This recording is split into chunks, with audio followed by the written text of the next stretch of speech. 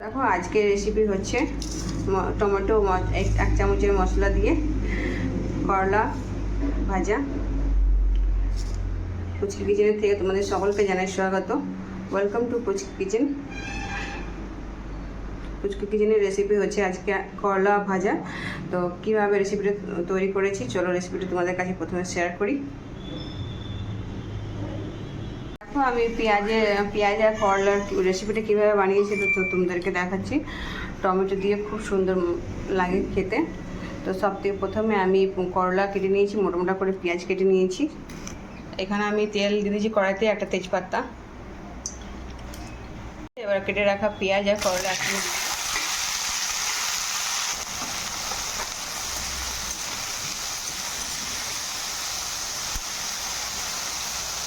এভাবে করলাটাকে হালকা আঁচ করে ভেজে নেব। সব করলাটা এভাবে ভেজে নেব। একটু নুন দিয়ে দেবো,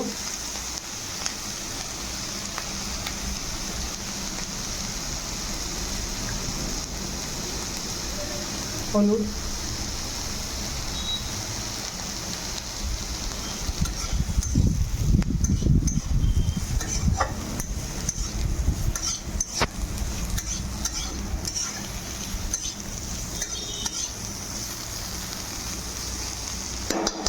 ঢাকা দিয়ে ভেজে নেব। দেখো এখানে আমি করলাতে মশলা দেওয়ার জন্য লঙ্কা, আদা আর পেঁয়াজ বেটে নেব। আর একটা ছোটো টমেটো নিয়েছি, এটা কুচি করে কেটে রেখে নেবো। আর করলার সঙ্গে মিক্স করে দেবো।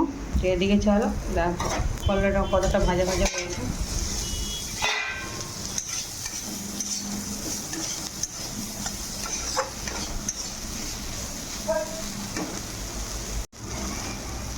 অনেকটাই ভাজা ভাজা হয়ে গেছে। এবার মশলাটাকে রেডি করে নেব। চলো টমেটোটা কুচি করে কেটে আর মশলাটাকে পিষে নেব। তো দেখো এখানে আমার মশলাটা পিষানো হয়ে গেছে। টমেটোর কুচি করে রেখে নিয়েছি। চলো মশলাটা দিয়ে দেবো।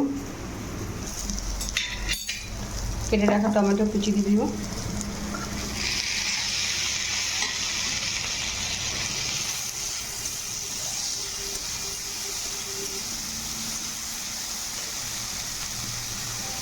বেশি রাখা মশলা 1 চামচের মতো।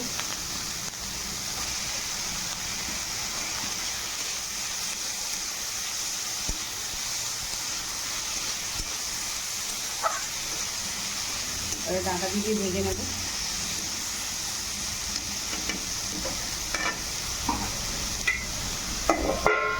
করলাটা অনেকটা ভাজা ভাজা হয়ে এসছে।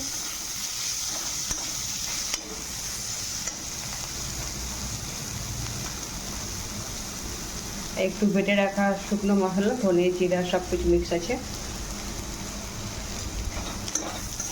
ভালো করে মিক্স করে দেবো। এই মশলাটা দেওয়ার পরে খুব সুন্দর একটা সেন্ট বেরোয়।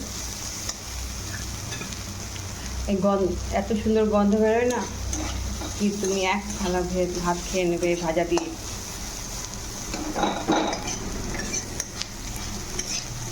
এভাবে একটু ভাজা ভাজা করে নামিয়ে নেব।